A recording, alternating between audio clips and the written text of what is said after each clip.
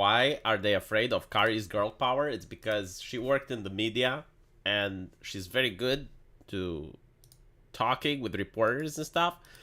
So she's very charismatic. She's a problem. And she's not afraid to say bad stuff about journalists, which it's kind of like the way I view it is that journalists are the priest class of modern time. You have the politicians, the establishment, they're, like the lords and the kings.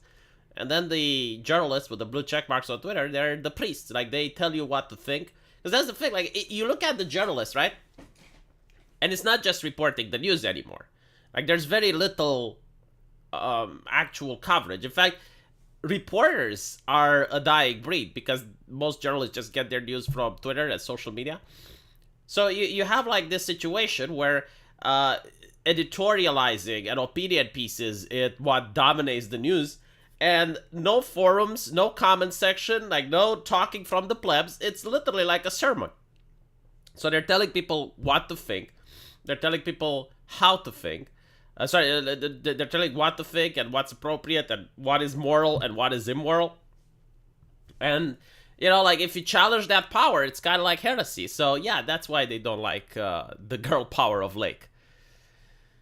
So I'm a little bit earlier. I apologize for that, but I don't feel really well. I don't know what's happening with me. I've been sick for the last 6 days. Nothing serious. It's just that I have a congested nose and I cough a lot.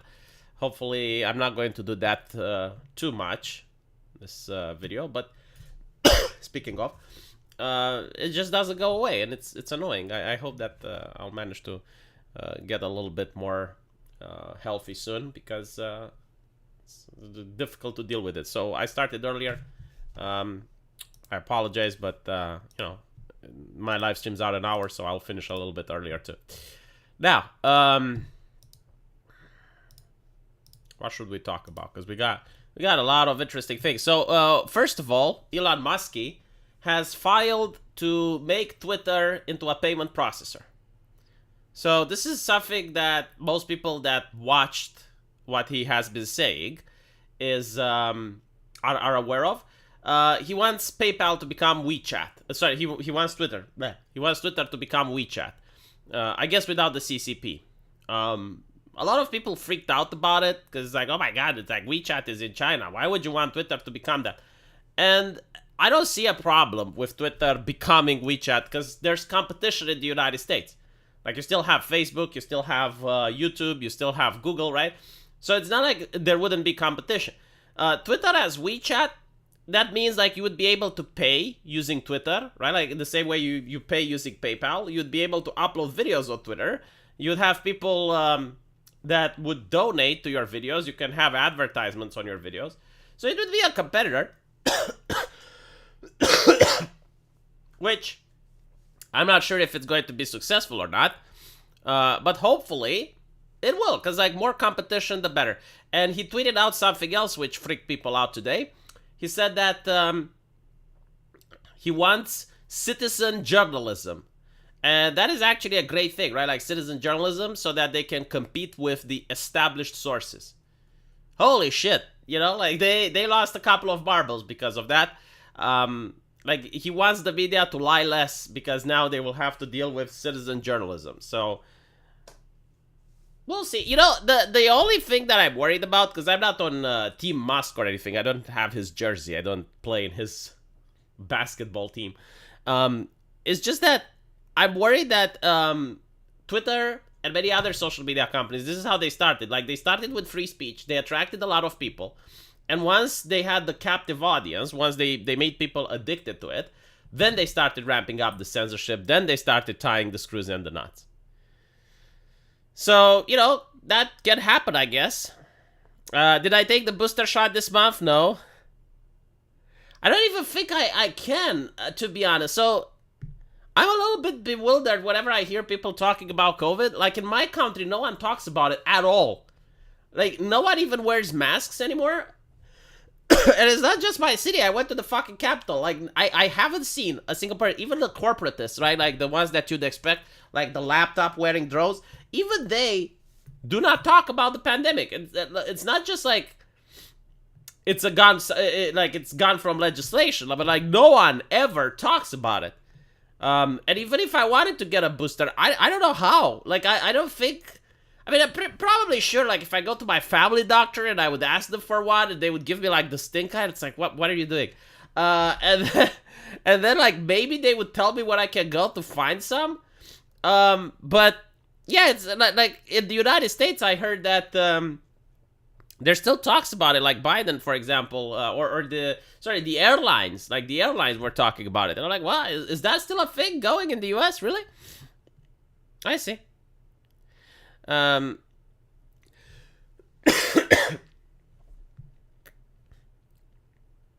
So, I did not get the booster. Now, let's look at some of the news which came out. And by the way, I would like to point out that I do have a blue check mark on Twitter. You can use the blue check mark as a way of finding out which twat has an iPhone. Right? So, like, if someone got a blue check mark, they have an iPhone, because that's the only way you can buy it. I think it's through Apple Pay. Oh my god, look at this. It's just so fucking surreal. So,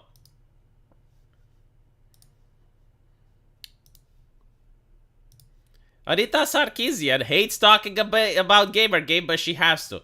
Well, yeah, she has to, because otherwise she wouldn't be able to make any money. You know, like, the thing with Anita Sarkeesian, I find it so fascinating. Like, she used to be the queen bee of left-leaning ideology, right? Because, like, she came out in a time when most girls found video games to be absolutely icky. Like, video games, if you were playing them back in 2014, you would have girls coming out to you and say, like, when are you going to grow up? When are you going to mature, right? Like, kids play games. It's in the name. It's video games, right? Like, you're supposed to be an adult. You're supposed to grow up. When are you going to stop playing video games? And there were also, like, these women, I remember, posting on the internet that their boyfriend won't have sex with them because they're playing Counter-Strike or World of Warcraft, right? So, like, it was very rare to find a woman that actually plays video games. Not because, like, people were gatekeeping or anything. No, it was just simply girls weren't interested. Like, they would find it to be a very unpopular concept, right? Enters Anita Sarkeesian.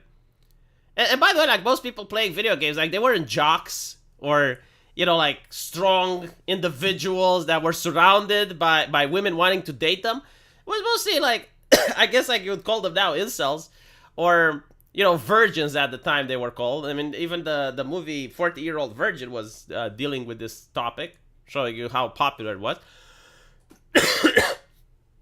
So enters Anita Sarkeesian, and she's a woman, right? Like, at the time, she was very gorgeous looking, according to some. And she says, it's like, okay, well, if you do what I'm saying, you're going to get more women playing video games. So a lot of, you know, very impressionable men, which are now called simps, and thank God for e-girls on Twitch, because, like, all of those men are now watching the e-girls, and they're not watching activists that can actually do some harm to the community. But all of those, you know, those simps, they started watching Anita Sarkeesian, and they made her very popular and famous. Now, the interesting part is that if I was Anita Sarkeesian, like, she doesn't play video games at all, right? If she were to learn to play video games, and she didn't even have to learn to play something complex, like, even if she were to learn something very simple, and she would have done Let's Plays with that, she would still have a workative career. Like, she could have gone on Twitch, and she could have made millions of dollars by herself. Like, I just don't understand why she didn't do it. Like, how much did she actually hate video games? How much was she against this medium that she found them so icky, so disgusting, that she just didn't want to play them? And of course, you know, like, this is like a conspiracy theory, because she's a gamer, she plays video games. Where? Show me the live stream. Like, surely there must be a live... Like, if she was so passionate about video games in all these years, there would have to be one live stream where she pays and she could get donate. Like, she could make money out of it. There aren't any, right? Like, she's passionate about her ideology and, you know, like, the Marxist view of gender studies or whatever the fuck. So, Like, the way her business went down is phenomenal. Like, if I was her, like, I would know, like, at one point the grift would stop. You know, and the mainstream media would throw you under the bus. Because this is what happened. Like, a lot of people believe that, oh my god, Anita Sarkeesian became popular because she got death threats. No, she became popular because the mainstream media was talking about her. Like, this is another thing that annoys me. It's like, oh, she's popular because V is talking about her. It's like, motherfucker, I barely get 300 people watching. Barely. Do you think that's enough? Do you think that's who's pumping her up? Or is it The Guardian, BBC, MSNBC, you know, like all these other outlets pumping her up? So, that's what I'm a little bit bewildered. It's like, why the fuck didn't she learn how to play video games? Like, even if you hate it, like, take it as a job. You know, not everyone likes their job. But, like, you could make money by playing video games. And by the way, just so you can understand how influential she was, this is from the academia at university, right? So, like, there are university lectures, which is very interesting. Like, they talk about gamergate and shit like that. Source, Anita Sarkeesian. Right? And they actually, like, look, on the university, they send you, like, the New York Times talked about her, and they send you to her channel. Right? So she gets views. I mean, this is such a fucking grift. It's so fucking interesting, right? The New York Times called it the most noxious example of weeks-long campaign to discredit or intimidate outspoken critics of the male-dominated gaming industry. They never explain. It's like, so what if it's male-dominated? I mean, HR is female-dominated. Is that a problem? No, that's progressive. I would say that HR has more power than CEOs in many companies. Pajama streamers, oof. Anita would buy the full battle pass. that would be hilarious, seeing her spending money on video games. I love the fact, like, hold on.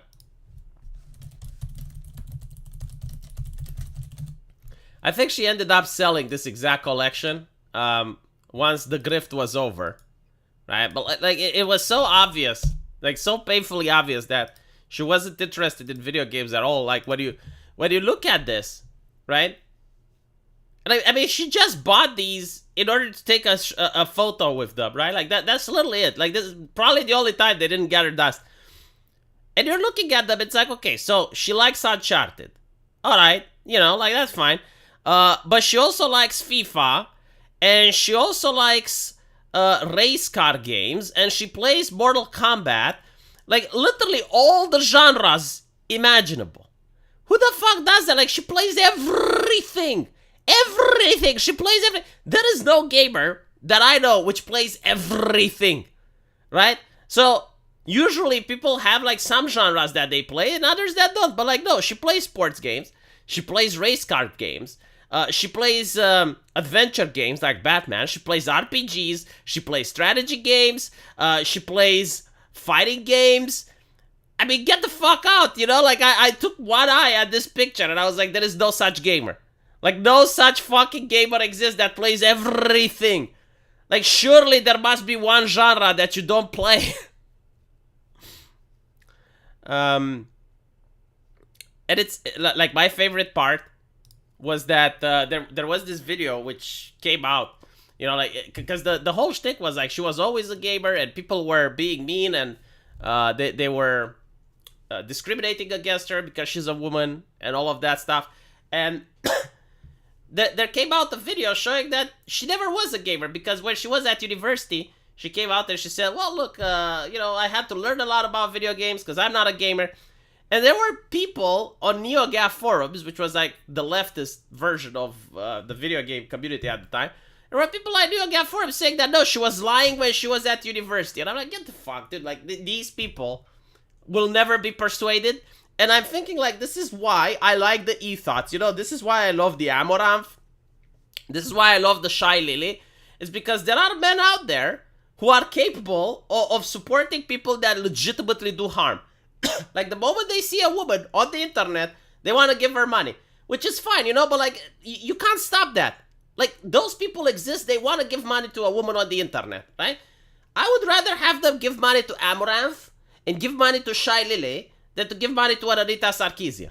right? So like I look at Amaranth and at Shy Lily as a lightning rod. Like they are the ones attracting the storm away from other people.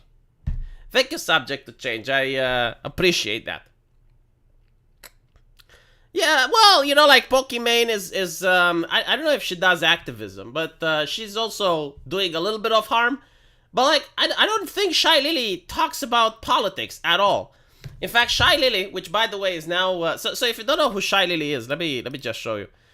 She is the top female streamer on Twitch. Right? Like it's like she overtook Amaranth. Like Amaranth used to be the top female streamer on Twitch. And now it's Shy Lily. Like the Germans have won Twitch. The Germans have taken over, right? Yeah, like she's German. So this VTuber comes out as straight and baffles people. Like it's the first fucking time that I see someone coming out as straight and it's stunning and brave. Cause like the whole like she does lewd stuff, alright? Like that's her thing. And everyone assumed that she's bisexual, that she would do stuff with girls. And she comes out there and says, no, I'm straight. I don't do girls. I like men. Alright? Like, I like the pee-pee. I don't... And that was, like, just something like, whoa, you know? It was, like, something stunning and brave. Again, I don't watch her content, but, like, every now and then, you know, there's news coming from it. And you're like, what? Noni? Noni intensifies. Pokimane does activism, but it's most likely nonsense. Only know because she showed up in reports. Probably. I don't know. Yeah, she came out as super straight, yes. She came out as super straight. Came out as super straight and upset a lot of people. V is my favorite female streamer. Well, thank you, Orokushi. You know what? If you give me money, you can call me whatever you want, baby. Let me show you something else. Oh, look, the Sokenpupe is back. Watch at least the clips. I mean, I get to see clips every now and then. I don't say, but it's not my thing. You know, if I was a teenager, I would probably watch the living shit out of Shy Lily. But I'm a married man now, so it's not really that interesting to me. Like, her type of content is not something that I would want to censor. But at the same time, it's not something that I want to watch. You know, it's... whatever. So, let me show you a hate crime which happened in the United States. Stop white hate sign. I mean, you know this is gonna be good. You know, like when you see shit like this, it's like, okay, well, the media has something to say. All right, they're going to tell us how to think about it.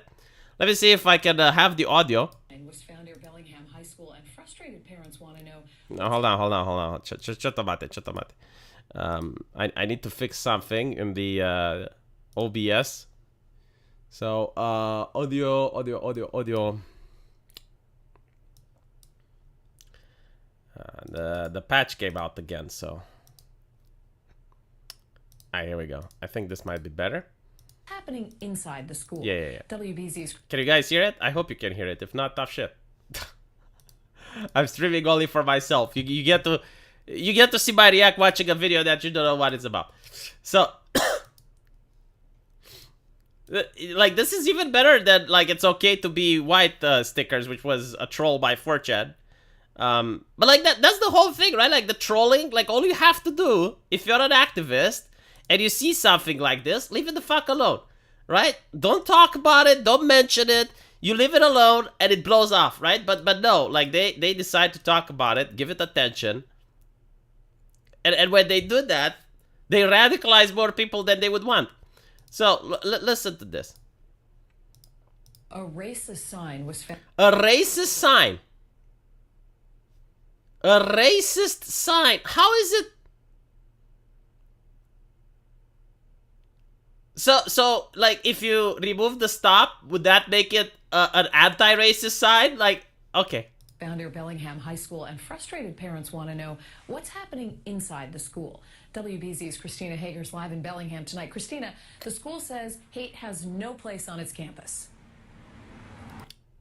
But this side is problematic, but hate has no place on the this side wants to stop hate. Elisa, the superintendent sent out an email this week saying he's deeply saddened and that the school staff works hard to create an environment where all students can feel like they belong. But so yeah, like you will notice the way they're presenting this is like look. I will tell you how the journalists are presenting this right now. But it's best if I just show you, right? What? All right, hold on. I can't see my screen, so I need to do a little bit of all right. This is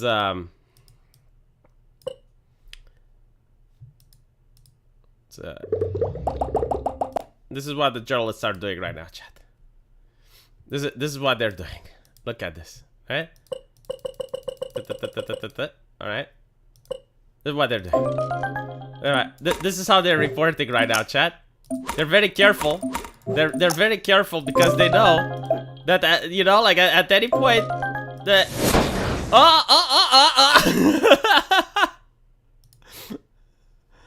yeah, this is exactly how the journalists are treating this subject. Do you know anything about the FTX fiasco? It seems a lot of money donated to the Democrats. Yeah, we're going to talk about it in a bit. I think you called beer.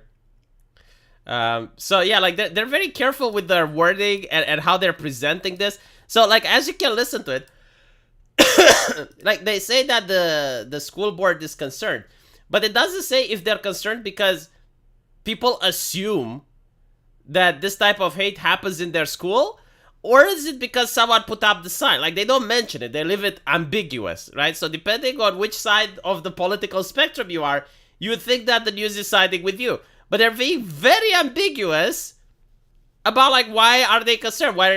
And you'll notice this theme throughout the entire interview. Some parents here say more needs to be done. Like, more needs to be done. About what? About the fact that the sign is here, or because, like, you think there's hate in the school? Like, which one is it? They don't mention. Stop white hate, said the sign near the entrance of Bellingham High School. Police say 2 residents removed it when they saw it Saturday and brought it here to the police department. Can you imagine? Like, you're an officer on duty, and, you know, you're dealing with a burglary. Like, there's a mugging in progress, you know, some domestic abuse. And this chucklehead with the sign comes up. It's like, yeah, we saw this in front of a high school. Like, we... Concerned about the tone. I don't know what led to it. I don't know why they put it up there. I don't know if it was a parent that's upset because of the way things are going. Since the Again, so ambiguous, isn't it? Like, is it because the sign was up, or is it because you think there's hate in the high school? Like, they just don't mention it at all. Is removed from the high school building. Police say there are no security cameras where someone had propped the sign up along the main road. And if there were security cameras, what would you do? Like, this is in the United States, right? It's not in Britain. So if it's in the United States, like, they have free speech, they can put up a sign. Or maybe you're going to arrest them for vandalism. It's not even vandalism because they didn't do graffiti on a wall or anything. Are hate crimes, right? And they have hate crime rules in the schools. Wait, is this a hate crime now? Force them. It has some parents concerned. Tiara Bacchus's daughter told her about it after the superintendent sent this email calling it deplorable. She like kind of said it like nonchalant, like it's okay, and we just kind of looked like, how is this okay? And how are you going to just send out an email and expect everything to be fine? But, like, they don't mention if they're upset about the sign. Or if they're upset about the fact that there's hate in the school. And I think, like, she may have said it in the interview, right? But, like, they probably edited out. I don't think, like, the person that's receiving the interview is so vague on purpose. Like, it's heartbreaking. She says it's not the first time her kids have experienced racial tension at school. I don't get it. So, like, she's black, right? And the sign says stop white hate. And she's saying it's like, well, her kids experienced racial tension. Like, this doesn't deny the fact that there may be other types of hate happening at that particular school. Right? Like, it's just... But still, it is very interesting.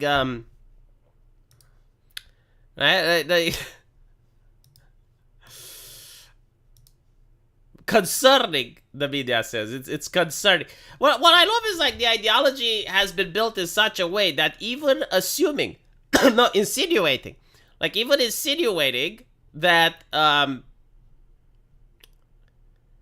people who are white might be suffering discrimination at some point in society, or you know, like they're not even saying that this is happening everywhere. Like they're saying that at that particular school, right? But even saying that is racist. Like you can't even say that maybe, you know, like someone should look at it to this particular school because, you know, like negative experiences. No, and they take the side to the police. The sign itself is ambiguous. It doesn't say if it's hate against whites or white people. Hating so they don't know what to do. Yeah. Well, I mean, there have been several trolling operations done by the internet over the years, right? So one was like, Islam is right about women. Like that really made them confused. Like they didn't know what to do because like they knew what the sign is saying, but they couldn't capitalize on the misogyny without being Islamophobic. The other one was it's okay to be white, which again racismus, and now this, and the whole thing is that they have to just leave them alone. Like that's it. You leave them alone. You don't talk about it. Nothing happens. Like we have this expression in Romania: "Don't stir the shit." Like it don't stir the shit with the stick. Like it's actually a very wise expression, right? Because like you can find a piece of shit in your backyard, right? Like I don't know, some dog. Or maybe a homeless person took it there, right? And as the shit develops this crust and it starts to harden, it smells less worse, right? Like it smells more tolerable, like you can approach it. But if you take a stick and you start to stir it, all the smell comes back up, right? And it's really nasty. And this is what they're doing. Andrew Tate converted to Islam. Do you know a guy got fired for being Islamophobic against Andrew Tate? You know? So, like, hold on.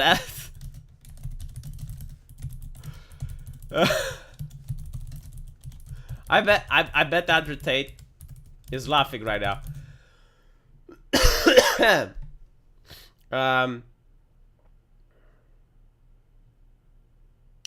I think it was a Twitch streamer.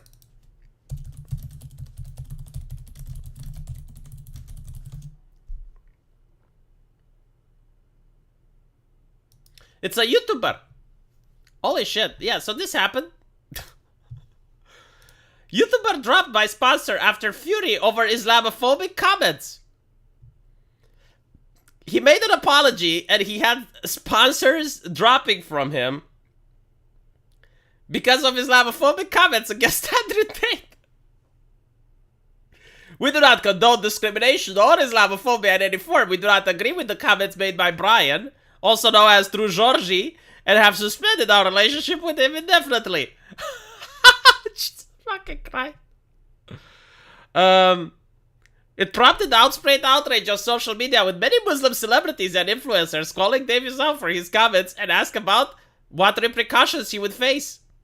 The football YouTuber, whose real name is Brian Davis, made a comment that perpetuated a xenophobic portrayal of Muslims.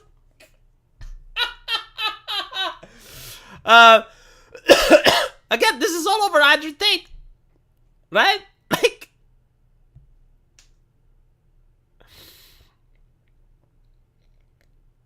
I wonder what he said though. He must have said something really, really nice. The thing is, look, I believe Andrew Tate has converted to Islam the same way that I believe Milo Yiannopoulos is no longer gay and he has converted to Christianity. I think that these are just strategic moves made by influencers in order to try and garner a viewer base. I don't believe that Andrew Tate is a Muslim. I just don't, you know? Maybe he is. Maybe he's not. I don't know. But what I, like, subjectively, what's in my mind is skepticism. Just constant skepticism churning out. Like, I just don't think people convert overnight like that, you know?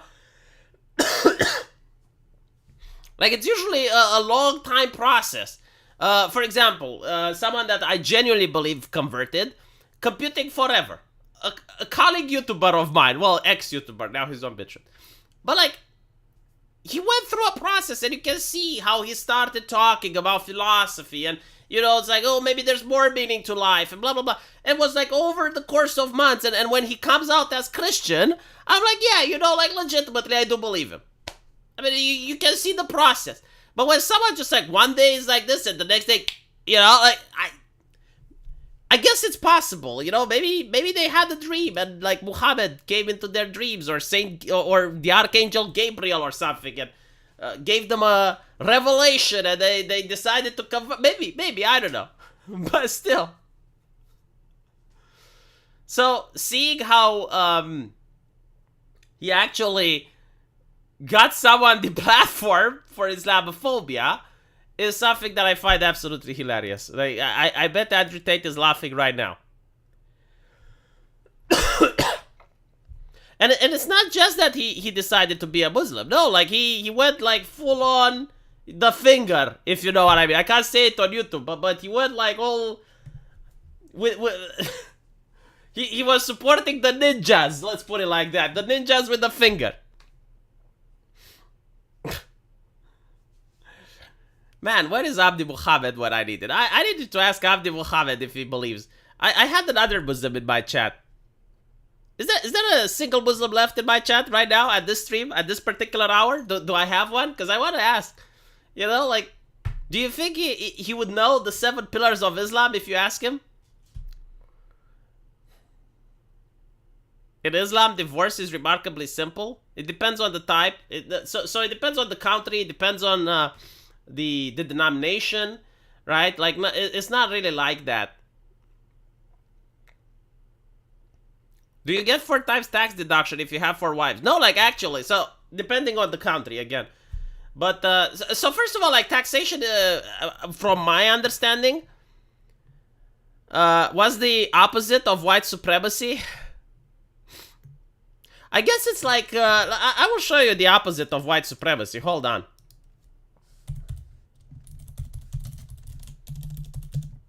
I think I know what it is. But I would need to show you a picture.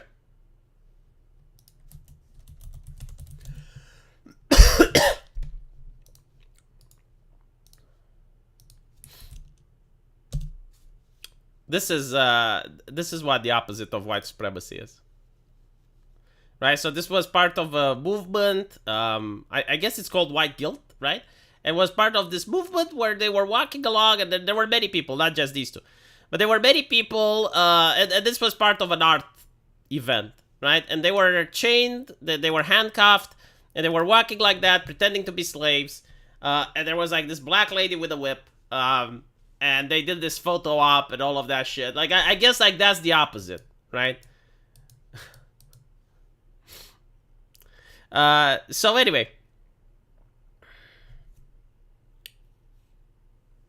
I would require to see what all right, sorry, my bad. We're talking about the Middle East, right? So most places in the Middle East don't do taxes, like, surprisingly. So there was this thing that happened in Afghanistan. Like, this is absolutely hilarious. So after the withdrawal from Afghanistan, there was a military officer from the United States which published a journal about his experiences living in Afghanistan and training the Afghanistan army. And at one point, he had a discussion with a military recruit in Afghanistan, which was a farmer. And he wanted to know, like, how the Americans managed to have such an advanced civilization. Like, how do they build so many roads? How do they have healthcare? Like, how do they have so much money, right? And the American officer tries to explain to him the concept of taxation. And the thing is, like, it was so foreign for the culture in Afghanistan that he had to think of a way in order to explain it. So he basically says, okay, so when everyone gets their paycheck, a part of the money is taken away by the government, and the government does stuff. And the guy goes like, but that's pretty much theft, isn't it? I just fucking lost it. Right? Like you're trying to explain to the Mujahideen, you're trying to explain to him, it's like, look, this is how the government operates in the US. And he's like, well, that sounds like theft. It's like, oh, shit.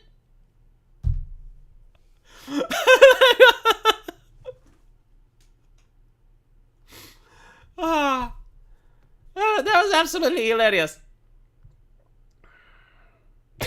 Like literally, you go, you know. I'm curious, like if humanity managed to colonize the stars eventually, and we find alien life, and we talk about like how things are on Earth, and like the little alien goes like, oh, so like what your government is doing is theft. You're stealing shit.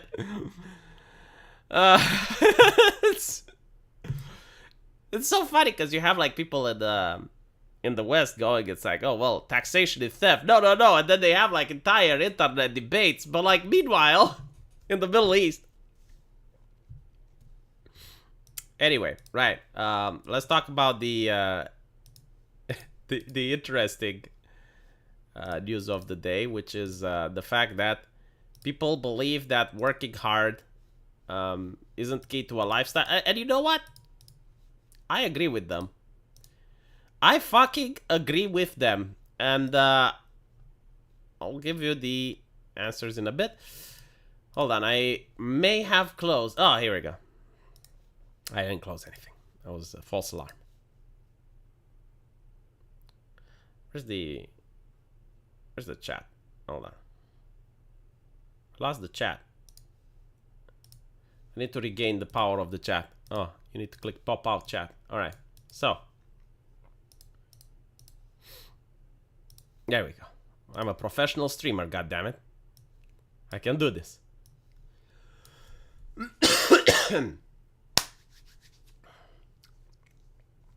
People no longer believe working hard will lead to a better life.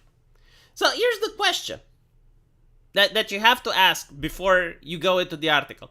What is a better life? I mean, if you look at the life of an average person who manages to live in an apartment, they have heating during winter, they don't go hungry, like they have 3 meals every day, and they have a toilet in their house with functioning water, that person lives better than aristocracy used to live in the medieval time. Like, you literally have a better life in the United States if you're on welfare than you have if you were a king in medieval France. Because you got access to medicine, you have 3 meals a day, you have like all these advantages of modern technology. So I guess like now, like having a better life would be like what? Being a millionaire?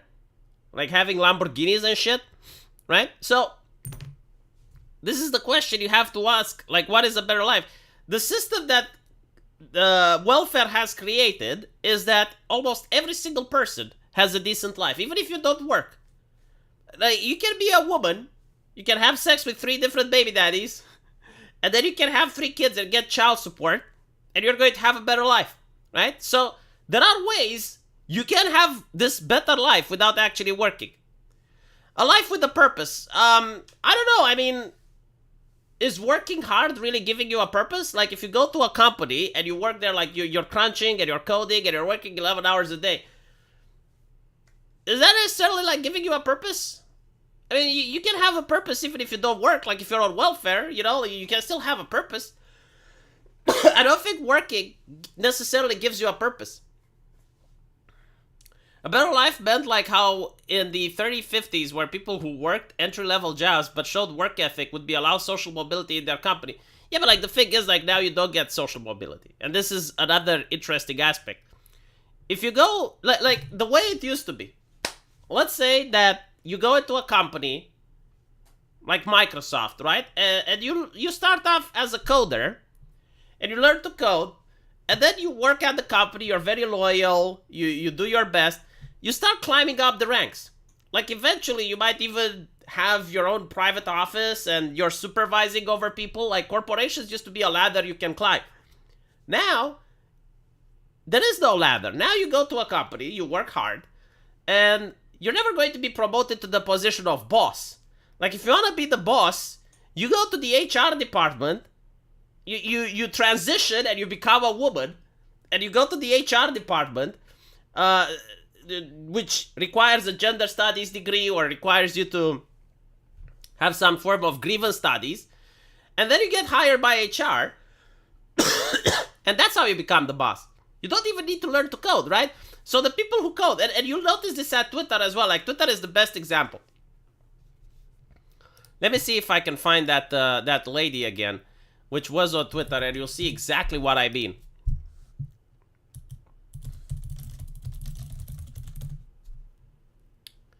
I think this is the one, right? So we already talked about this one. Welcome to a day in my life as a Twitter employee. So this past week, went to SF for the first time at a Twitter office. So look how relaxed she is. Like, when I'm going to work, I'm literally stressed out because, like, I want to get the job done and get the fuck out, right? Like, that's what work's supposed to be. But, like, her job, and her company is losing $4 billion a day, by the way. Like, this is what Elon Musk say, $4 billion a day. If my company was losing $4 billion a day, I would be looking for a different company. Right? Like, I would start looking for a different job. But she's very relaxed. Like, she doesn't care. Dispatched and honestly took a moment to just soak everything in. What a blessing. Also started my morning off with an iced matcha from the perch. Then I had a meeting, so quickly scheduled one of these little pod rooms, which were so cool. They're literally noise canceling. Took my meeting. Look, free food at the office. And this is not just any food. Like, this looks at least high-end expensive restaurant here. Like, and I'll tell you why. Like, when you get free food, you know, like, if you go to some random company, like, they just go like, and they dump it in your plate. But no, like, here you have steak with asparagus, and I believe it's like some carrots here and stuff, and it's very well plated. Like, the person who did this looks like a professional chef that even took care to make sure that everything looks nice. Like, they don't just drop them on the plate. Got ready for lunch. Look how delicious this food looks. Oh my god. I mean, no shit, it looks delicious, right? And this is at work. But hold on. I was so overwhelmed. Then made my way down to this log cabin area. I don't know what this is, but it was... I love how she doesn't know what that is. Like, she's at the workplace and doesn't know what that is. Holy shit. Cool. Played some foosball with my friends to kind of unwind. You look at it looks like you're there to have fun. You know what this looks like? A holiday resort. Like, it looks like if I went to a 4-star hotel in a foreign country, and that's the lobby of the hotel.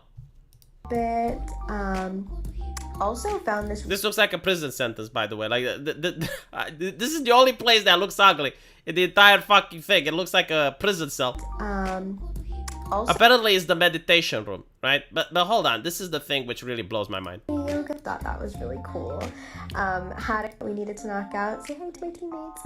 Alright, this is the one. The library to kind of get some more work done. Obviously had to have our afternoon coffee, so made some espresso. And then before leaving for the day, had some red wine that's on tap. Red wine on tap. Red wine on tap. At work.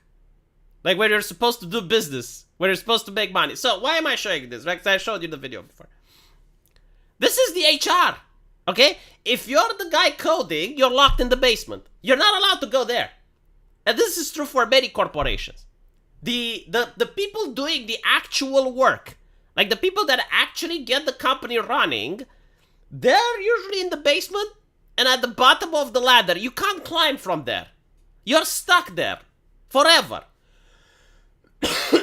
Meanwhile, the salespeople, the HR, the legal team, the upper management, middle management, all the fat in the company. Like, you can run a company without these people. You can't run a company without the guys coding. Like, you can't run Twitter without the guys keeping the servers running and making sure that there are no bugs and glitches. Right? Like, you literally can't. Those are the essential ones. They're in the basement. Meanwhile, the people that are at the top are doing this, and they can never get out of the basement.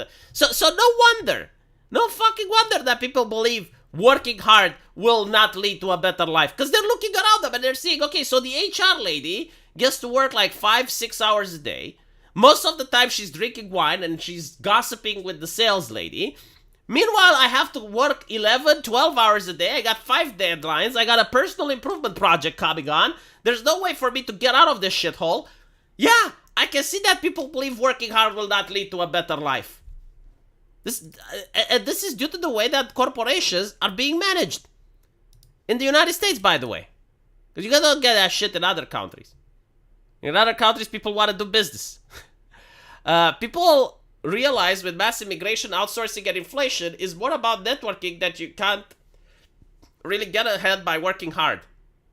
I think corporations hate because now they get less work from workers. Absolutely true. Yeah. But like, corporations stopped hiring based on meritocracy. Like, literally, they flat out have, like, mission statements that meritocracy is white supremacy. That's why they're considering it. So, of course, they're not going, like, if you don't hire based on meritocracy and you don't promote merit, why should people even think that working hard is going to get you places? Like, that's the old ways. Yeah, sure, if you have, like, the same system that existed 20 years ago, yeah, working hard is a way to get out of it. But now it's all about networking. It's all about knowing the correct people. It's having, like, the correct Twitter. Finish Black Mesa. Now, the main problem with our financial system is credit. Once anyone can borrow money that doesn't exist, the market isn't free. Credit always existed to some level. I mean, even if you don't have banks, like, people still lend money, borrowed money from other people. The problem is when the government borrows money. Because here's the thing, right? Like, if I borrow money for mortgage, right? Like, I want to buy a house. So I borrow money to buy the house. If I don't pay, I'm in big trouble. Like, they're going to come, they're going to take my house away, they're going to sell my shit, right? If I have a business and I borrow money and the business goes bankrupt, well, if that happens, then they will come after me. They will bankrupt my business, they will take my assets. But now let's say I'm a politician and I borrow money on behalf of my country. So on behalf of my nation, I decide to borrow money from the IMF. Well, if I don't pay, I don't give a shit. You know, like, it's the next government that's going to have to pay. And usually it's the children that are going to be the ones having to pay. So you can just buy votes by borrowing money. So I borrow money and I pay for pensions, I pay for other shit, you know, and then it's like, okay, well, at least I got the votes. So that's the problem with the credit. I don't think it's the problem that the average Joe can take credit necessarily. Because there is another problem when banks are forced to give credit for other reasons that don't have anything to do with risk. So up until this point, you had people that borrowed money and the banks could say no because you're a risk factor, right? Like, if you don't have a job, if you don't have a university degree or any ways to get a job, then the banks wouldn't give you money. But then came Obama, and Obama said, oh no, because banks are racist, you need to start giving money to people who are marginalized, right? So the people who are marginalized got money, bought houses, couldn't pay. Eventually the banks went out of a business and they had to get a bailout. Same thing is happening now under Joe Biden. Another thing is the ESG score. So if you have a company, banks have ways of assessing risk. Like, they know the market, they know what your company is doing, and they justify, it's like, okay, well, is this a risky endeavor or not, before they lend you money. Now they use ESG scores. So ESG stands for environmentalism, social, and governance. Environmentalism is like how green you are, how eco-friendly. Social stands for how progressive you are, right? Like, do you hoist the LGBT flag? Do you have pictures with Greta Thunberg on your social media? Do you promote activist causes? And governance has to do with how many gay people, minorities, women you have in your board or in your leadership, right? So all of these are taken into account and they give you a woke score, basically. The problem is, this has nothing to do with whether a business is successful or not. Like, you can do all these things and the business can fail, or you can do none of these things and the business can be successful. But the problem is, like, this is how most of the investors now judge a corporation. So yeah, it's going to lead to companies going broke. I mean, we already see, like, so many movies and video games and other products going broke because of the ESG thing.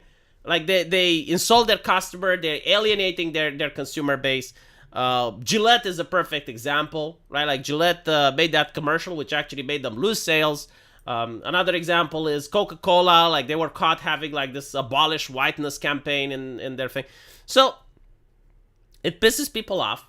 They end up losing money.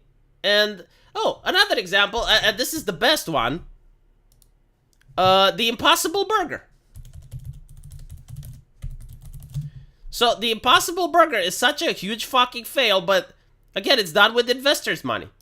And who are the investors? Well, people like BlackRock. So, basically, Americans who want to save money for their pensions. Right? They invest in their money goes to BlackRock, and the BlackRock throws your money on shit like this. So, the Impossible Whopper. It's a failure. I knew it would be a failure just when I saw it. It's plant-based meat, basically. And there's another one. Is the Impossible one, and there was another one. I forgot his name. Whatever. And they pushed it really, really fucking hard. I mean, they wanted it to be successful. I knew it's not going to be successful because if people want to eat plants, they're going to eat a salad. They're not going to eat something that tastes like meat but is not meat. Like, you're never going to be able to replicate the taste no matter what you do. Everyone that ate it complained about it, and you could see it during the pandemic when there was the panic buying and you had empty shelves and the Impossible Whoppers were still there. Untouched. Like, no one would touch them. Like, you would see empty shelves and then, like, right in the smacking middle, it was like the Impossible Whopper. No one wants to touch this shit. Fucking chickens don't eat it. Like, there are videos on TikTok where you put real meat and then you put the Impossible Whopper for chickens. They just ignore the Impossible Whopper. They go right for the meat. So, they tried so hard to push this. I believe it was Burger King. Yeah, Burger King. In Germany, they even tried, I guess, to con customers. Like, if you were to ask for the regular, like when you ask for a burger, they would ask you, like, do you want the regular one or the meat one? I'm curious, like, how upset must the employees there have been? Because I guarantee to you, like, there was a lot of angry customers that got the bullshit one, and they would come back to the employee and demanded either a refund or to get a proper burger. Like, you're called fucking Burger King, right? Like, just... So, there would have been misunderstandings. I can guarantee to you. Like, if you do that, it's like, oh, do you want the normal one? Like, there might have been someone asking for a burger, and they got the Impossible Whopper instead, and then they went and like, it's like trying their best to push it, and it didn't work.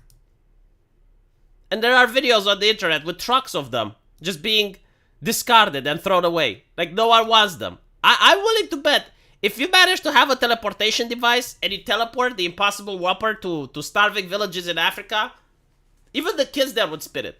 Like, they wouldn't eat it.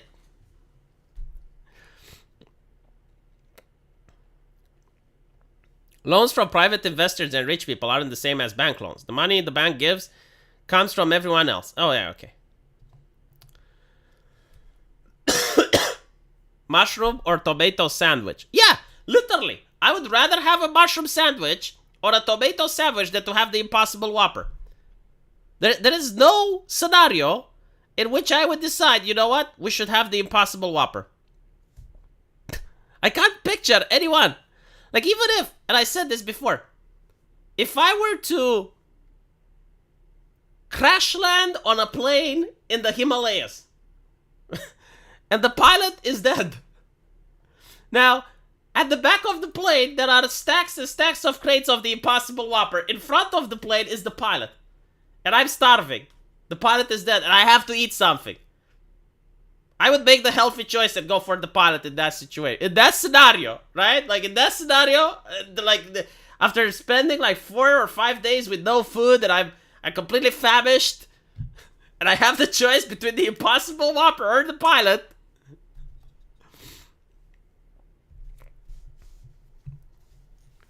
Dude, the pilot has less salt. Like, the Impossible Whopper is filled with salt.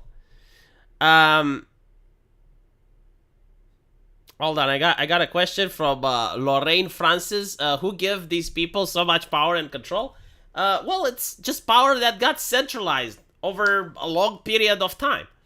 So the people at BlackRock, for example, and the Vanguard Corporation, I mean, they are the ones that take care of Americans' pensions. Like, they have such enormous level of wealth that almost every company in the United States has a couple of stocks that are owned either by Vanguard or BlackRock.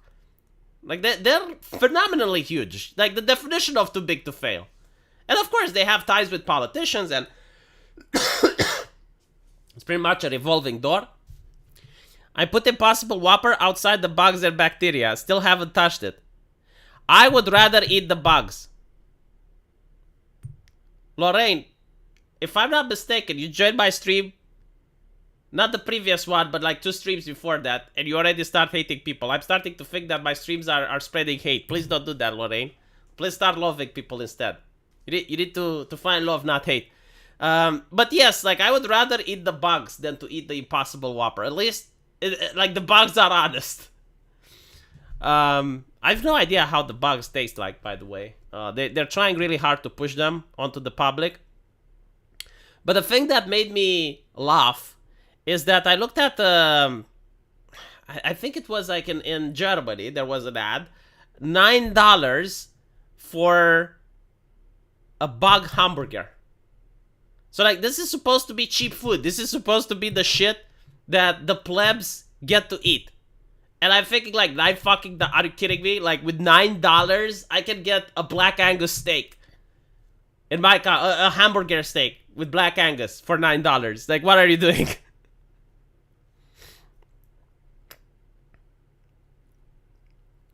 I did a person before I eat a bug.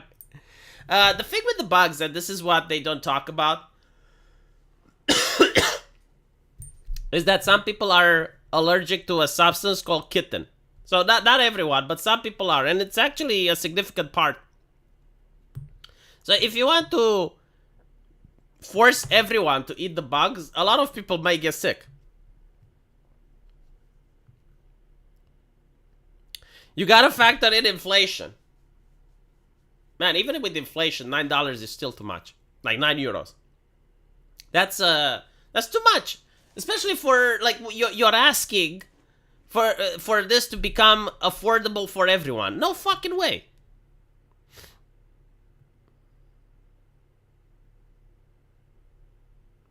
Anyway, bugs are filled with parasites. I think that wouldn't be necessarily a problem, right? Because if you have, like, a bug farm and you can test for the parasites, and I assume, like, they're going to treat them and whatnot, and you raise them in a sterile environment, like, that's different. So I don't think that is a problem of concern. Yeah, $9 for a good hamburger or a vegan burger. Hard choice. I'm not even kidding. Like, there was this vegan restaurant which opened in my country. I think it's like the first one that I ever been to. Like, in Romania, the concept of vegan restaurants is mind-baffling. But when you go to London, you go to, like, meat-based restaurants, and, like, the first option is vegan. So it goes to show the cultural differences. But anyway, I went to this vegan restaurant. My fucking God, everything was expensive. It's like traveling into the future. Like, everything was overpriced as fuck. I don't know why. But it is what it is, right? So, like, with the money that I went to the vegan restaurant, I could have gone to a steakhouse and eat some very delicious steak that's, like, really well made and just perfect the way it is. Corpos want to save money with bugs while charging you for steak prices. They never said you would save money. Oh, that's a good point. Yeah, they did never say that I would save money. Anyway, right. I'm getting a little bit fatigued because of my illness, so I'll leave it here. I want to thank you guys for watching. I hope we're going to see you again tomorrow. And yeah, I'm going to go to bed now because I don't feel